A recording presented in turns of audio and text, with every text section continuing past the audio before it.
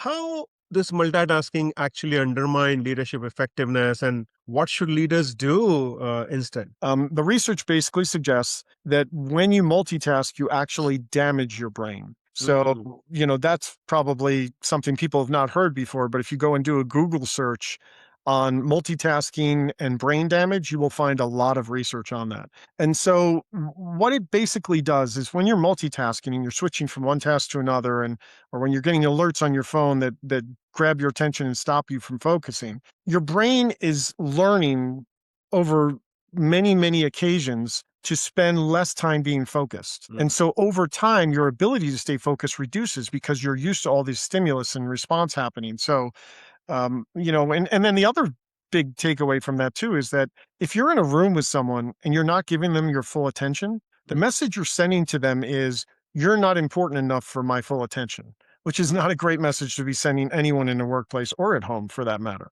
They basically found that when you multitask, it's the equivalent of basically smoking marijuana and trying to work, right? And they mm, basically say it takes IQ points off of you.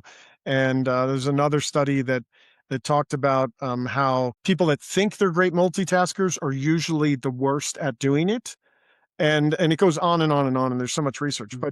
But the thing that caught my attention was the brain damage piece, and I was like, okay, people certainly don't want to have that happening. So I started training people, and I cover this in a chapter in my book. But I started training people on ways to reduce your multitasking and being more focused on the job and learn from every experience. Because when you're multitasking, you're not getting as much out of either thing you're doing. You're Mm. performing it at a lower level. And at the same time, you're also reducing your ability to learn from lessons or learn lessons from your experiences, because you're not going to retain the information from either thing because you're trying to do two things at once and it just doesn't stay in your brain.